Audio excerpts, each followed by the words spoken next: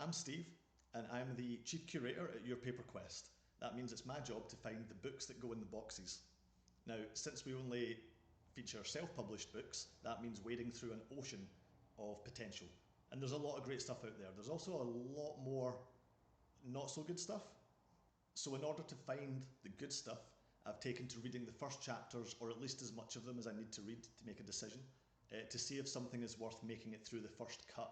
And it helps keep the number of books that we actually have to read down. Because reading books takes a long time, and there's only two of us. We can only read so many books.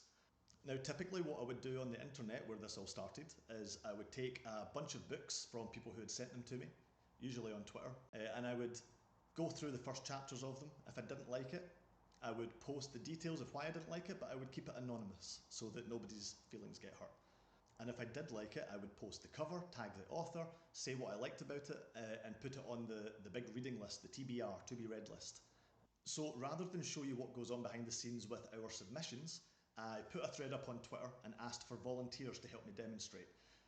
And the usual response to asking for indie books on Twitter usually goes like this, but I got around 60 books that I hadn't read, plus some that I have who volunteered to be part of this, so I'll mention them at the end. So we're going to go through all these volunteer books. If I like it, I'm going to show you the cover, tell you who the author is, say what I liked about it, and if I didn't really like it, I'll say why, but I'll keep it anonymous. Now, the reason that I'm wearing these clothes in particular is because these are my comfortable reading clothes, because I'm just going to do this live and then edit it afterwards. So I'm going to read through about 70, 60 or so first chapters, or at least as much as I need to, and then I'm going to edit it down afterwards. So you might see me get gradually more horizontal as the video goes on, because this might take a little while. The original plan was to read out some of the first chapters, but in practice that would have taken me days, and I don't have enough storage space on my laptop to record that much footage. So I'll read out anything that I think is really, really, really good, maybe like a line or so. Anyway, we've got a lot to cover, so let's get started. Number 1. So the prose could use a little tightening up in this, but the cover is really neat. I think that is a praying mantis robot. I really dig the cyberpunk vibe in this. It has a lot of potential. I love cyberpunk books. The opening dialogue is what really captured me. It's very snappy, quite engaging. The characters are coming through in the dialogue. That's enough to tell me that I can probably trust the author. We'll see how that one goes, but I'm looking forward to reading this and seeing how it turns out. This is Gamma Coin by James Craik. This second one, I've actually tried to read this before. It was one of the first books that I was sent when I started doing this. And it's got good reviews.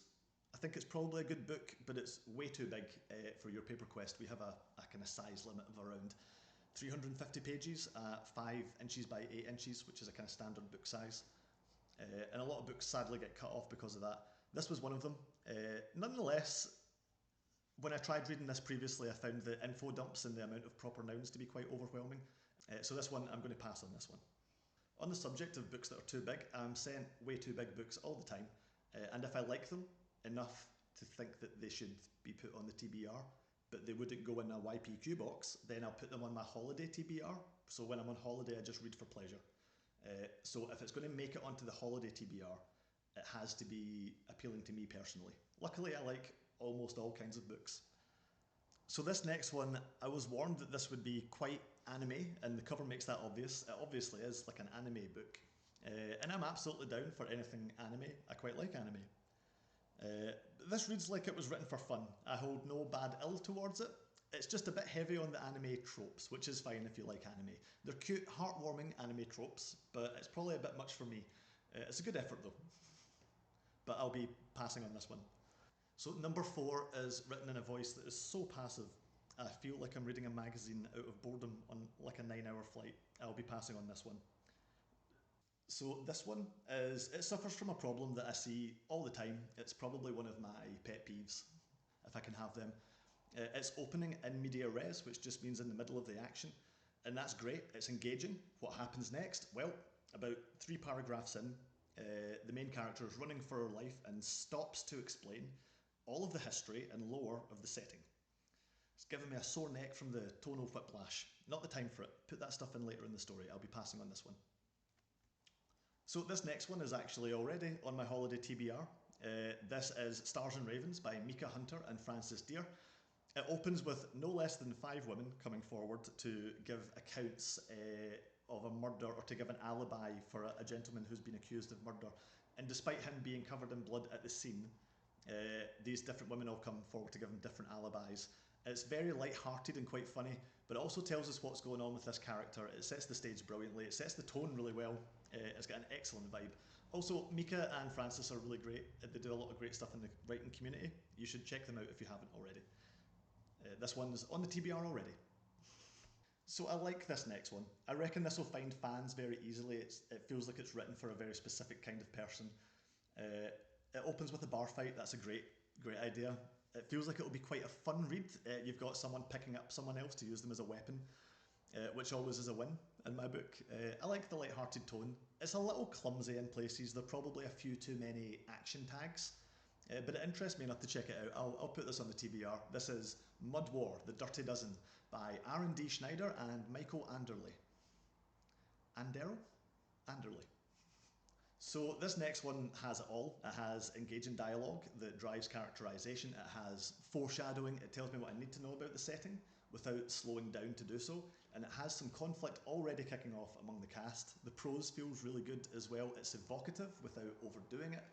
It's brilliant. I'll be checking this out. This is The Warrior's Path by Kareem Solomon. So this one was hard to get a hold of in the first place, and it's something to watch out for if you're an author. You want people to have as few hurdles to reading your work as possible, especially samples. This website would not let me download a sample because I'm in the UK, so I had to pretend that I was from Kentucky in order to get it. Once I had the sample, I liked it. I found the word choice and flow a little bit confusing, a little bit muddled maybe, but it was very evocative. It's a really brutal and violent opening once it got going, and that's what captured my attention. I'll check this out. I like it. I think it has a lot of promise. This is Sword Slinger by Misantos. But this next one is selling me with the cover on its own. The cover's really cool. Look at this. But as often happens with short stories and anthologies, especially poetry or short novellas, the sample is cut off at the end of the front matter, so I don't actually get any of the story. I can't tell if it's any good. But I'll check this one out because the cover art is really cool. This is Gothic by K.A. Schultz. So this next one, I read the first book in this series, or I tried to, I kind of bounced off it a little, and this is a sequel. Now, one of my favourite things about doing this is that if you don't like an author's first book but it had promise, then you can check out their later work, and most people, after publishing their first or second or whatever book, start getting much better. The way to get better at this is to keep doing it, after all. So the sample leads me to believe that the author has developed the style, sharpened it up a little bit. So I'll give this a go. It's only about 100 pages anyway, but I'll give this a shot. This is The Whisper War by Simon Lee. So this next one has quite a passive, jumbled voice that relies entirely on telling me what to feel rather than evoking the feeling itself. If I tell you that a character is sad, you're not really going to feel anything. But the tricks of the author rely upon you having felt something similar at the same time and connecting with the character. So if I tell you instead that the character is sitting with her head in her hands, her shoulders are slumped, there's no fight left in her, you feel that much more than she was sad. Evocative, try and be evocative. This one has none of that, so I'm going to pass on it. This is a funny one. This has come across my desk numerous times now. I've had many reasons to read it and never managed to actually go all the way through with it because something else has come up. You wouldn't think that biblical kidlit would be my kind of thing, but this thing has been on my TBR since this book has been on my TBR since the first chapter threads that I posted. It's an interesting concept. It's executed well. It has a bit of a young adult feeling to it, but that's fine by me. The prose and the dialogue flow quite well. It feels a little bit like The Famous Five, but in 0 AD or like 33 BC, whatever, Jerusalem, I guess. It feels sharp, it's well thought out. When I say that I'll give anything a go, I do mean it. This is That Woman's Girl by L.R. Hay.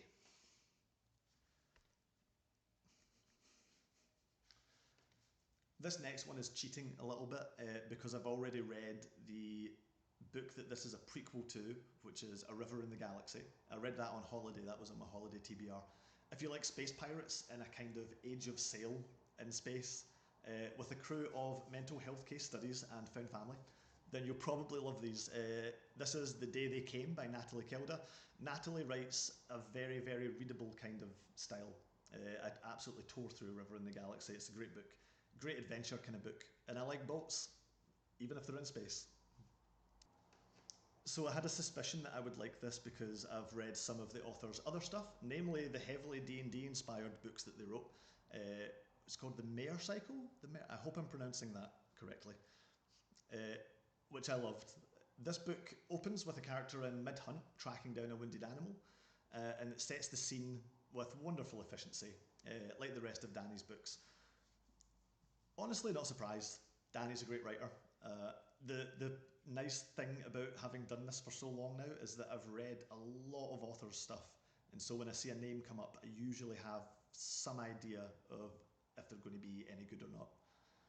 But I like this. This is great. Excited to see what Danny does with a Western. This is They of the West by Danny Finn. So this next one, sometimes sci-fi falls into this trap where maybe a sci-fi author feels like they can't put as much flowery kind of poetic prose in because it's sci-fi, but some of my favourite sci-fi is extremely verbose with its descriptions, as long as they're good. So while I'd like some more pizzazz to the prose, I have to give the author some time to breathe. This is just the opening after all. By the first page, we've got a really nice scene set, the stakes are established, and I've got a good idea of the setting and who these characters are. It's a bit more tell than show, but that's not a deal breaker if the telling is good. It's a great opener. I'll put this on my personal TBR because I like sci-fi and it's too big for YPQ. But this is Terra Nullius by Zach Forbes. Here we go.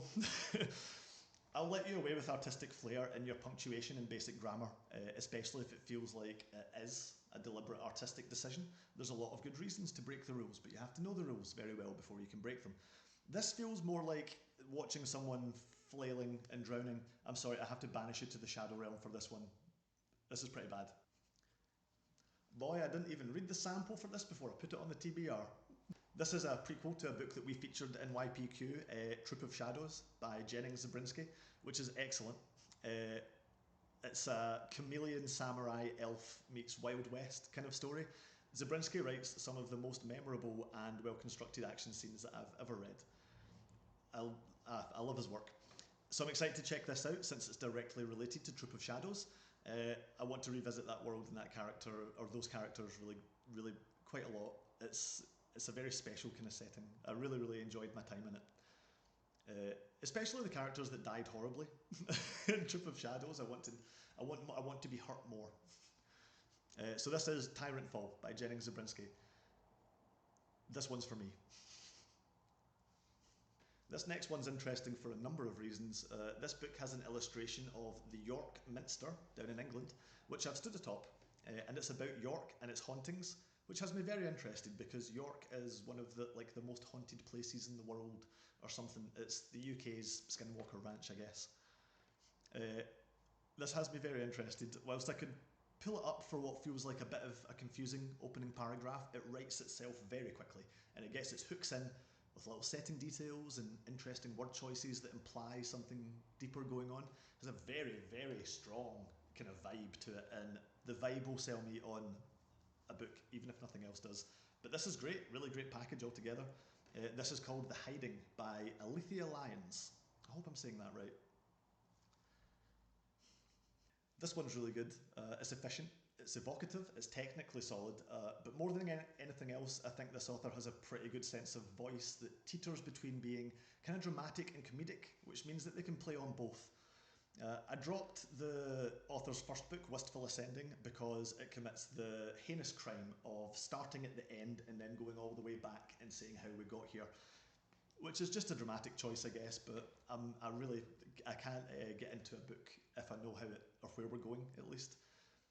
But this seems really great. I'm looking forward to some over-the-top dinosaur punching in this style. I've been wanting to check out more of JC's stuff, or JCM's stuff, for a while anyway. I feel like I didn't give Wistful Ascending the chance that I should have, and a lot of people really like it. So I'll definitely check this out. This is Partial Function by JCM Byrne. If I find myself thinking you could cut about half of these words, then it's going to be an immediate drop. It's also got a very passive voice. You could drop the had beens and seem tos to really sharpen it up if you wanted to. I'm throwing this one in the pile. This next one has potential, but it's riddled with errors, and I would overlook that if the quality of the writing was higher. But it's not, so I'm not going to ignore that. That's a lot of errors. On the pile. This next one took about 3 paragraphs to really grab me. That's a compliment. The writing is great, but what pulled me in was the way that it establishes itself. Distress call from an asteroid, that's cool. Protagonist going to investigate, sure, sounds good, classic sci-fi, but she's filming the whole thing for content, which turns everything on its head, and I'm glad that you introduced that so early, because that seems like the whole conceit of the story. I'm interested, I'm very interested. It's a neat twist. I'll give this one a really good shot. This is Thoughtless by Pat Luther. This next one's pretty good. It reads like James Patterson, a crime author who I've enjoyed in airports in the past. There's a sense of mundanity, and kind of grey offices to the detective's life. It's very grounded. The writing has a pretty direct, familiar voice that I like. It's very readable, very easy to read. I'll check this out. It's an interesting concept. I want to see how this normality gets disrupted. I feel like that's why the author is setting this up. I hope it's deliberate. This is King's Rise by Anne Matthias. Matthias? This one reads like a historical retelling. I have thrown such insults at books like this before as comparing them to Wikipedia articles. This is so detached from what's happening on the page, it makes it feel very long-winded, it doesn't stir anything in me. What I'm looking for in a book is 2 things. I want it to be evocative and I want it to be efficient. And you can get away with only having one of them if you do it really well, but this is neither, really. Uh, how do you make a battle scene boring? Turn it into an article. Not feeling this one at all. On the pile. So typically I like it when stories open with dialogue, but this is not really dialogue, this is more like an exposition dump, wearing a mask that makes it look like dialogue, and you're not fooling me. So I'm throwing this one on the pile. I don't know how else to describe this, except that it feels like the characters are being played by bad actors. It's melodramatic and it's overwritten and it's full of cliches and repetition. I'm going to pass on this one. Okay, we have the first line that I feel is worthy of being read out loud, and it goes, "Desperation could wear the skin of faith, but it never fit well." Damn son, I'm sold. It's a really strong first person voice as well. If you're writing in the first person, your character's monologue or their voice inside their own head is the tone or the vibe that you're setting. And so you have to make the most of it. It's straight in at the deep end as well. I love it. Love it. Very much my kind of thing. This is An Altar on the Village Green by Nathan Hall. Well, the writing in this one is beautiful. The voice is distinctive. And is that some weird Adam and Eve kind of thing that I spot going on? Don't care. I'm fascinated. I want to read more. Great work. This is High Moon by Leon Peter Blanda. This next one is a dead website, 404, error not found. I have been given a corpse of which to dispose. Check your website links. Check your website links. This one has such a great concept, but this opening is basically just the synopsis of the entire plot, and it is putting me to sleep. That also might be because I'm wearing about 4 layers in the middle of July. This next one is a shame. It's a fun concept, great cover, but the style and the tone don't hit for me personally. It's a good effort, nothing personal. It's just not really doing anything for me.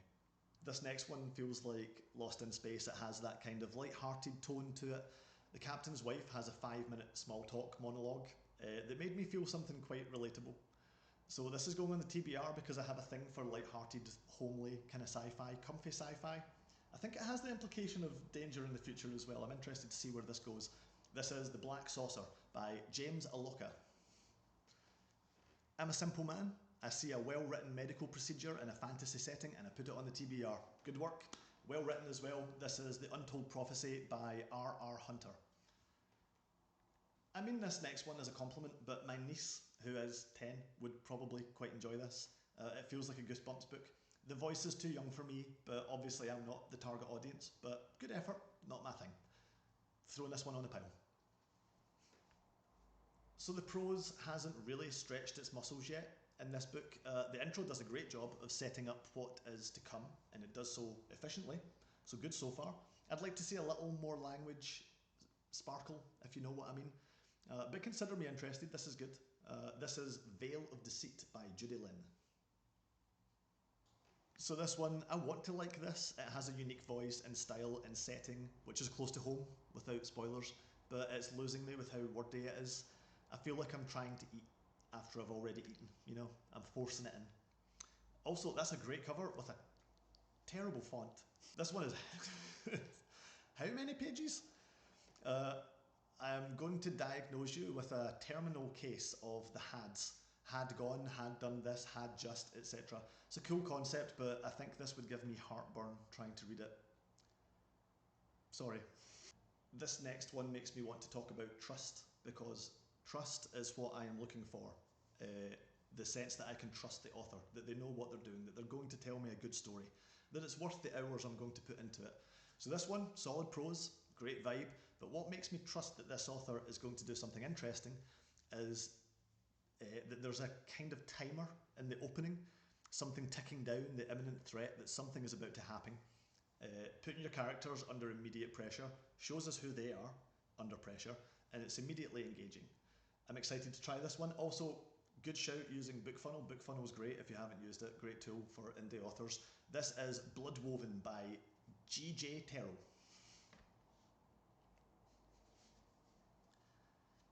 You had me at swashbuckling Scotsman. The fencing scene in the opening has a really great sense of pace and clarity, which is promising since I assume this pirate novel will feature a lot of sword fights. Also, it shows the relationship between the characters. So you've got an action scene that's doing two things at once, which is the sign of an author who knows what they're doing. I love a good boat story.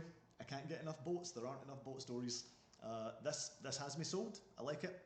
This is Brotherhood of the Black Flag by Ian Nathaniel Cohen. We have another line. Don't give me a name. Names are anchors, and I will not be weighed down. Top marks for the opening line. That's the opening line. This is a submarine dodging torpedoes. Brilliant pacing, evocative prose. We're in danger. And God, when was the last time I read a submarine book? If this goes into like deep sea weirdness, we might have a new favourite. This is great. Looking forward to this one. This is Fathoms Uncharted by P.F. Kaufman. This next one I threw over my shoulder after the 8th use of was in the first paragraph. I didn't make it past the first page, sorry. DNF. This is a short one and I'm adding it after one page based on the style alone. It's really snappy, it's conversational, it uses things like repetition and phrasing to give its narrative a voice. This has promise. It's only the one page that I've read, but I'm going to put it on the TBR. This is Galaxy Run by Sam Renner. The opening to this has a great dialogue exchange with no speech tags. Remember, we spoke about breaking the rules. That flows like a good drum fill, if that makes sense. Then the setting interests me, and it's shown via action and character. It's got a kind of futurist utopian vibe. Interested to see what happens to this utopia. This is Vulcan's Forge by Robert Mitchell Evans. Excellent. This one opens with a Paleolithic hunt that establishes everything I need to know. The concept intrigues me. The writing has a great sense of clarity, and I'll keep saying that word because clarity in an action scene is everything. You need to be able to follow it and play it out in your head. This is great. It feels like it's very easy to visualise, and I'm a very visual writer and reader, so this one's going on the list. This is Shadows of Seasons Past by Francis Roberts. Also, that's a great title. So I like that this one has a solid first person voice. Sadly, it's the kind of first person voice that I kind of feel it's like when your friend is telling you a story and you wish they would get to the point. I'm probably not the target audience for this, which is a shame, but it's going on the pile. Rookie error. Decide if your book is past or present tense before you start writing it. This one keeps switching and it has me Googling the symptoms of a stroke. There's very cool imagery in this one, but the descriptions are not linked together.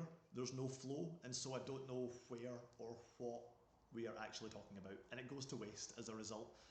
It's a shame. I think this has a lot of promise, but I don't trust the author yet.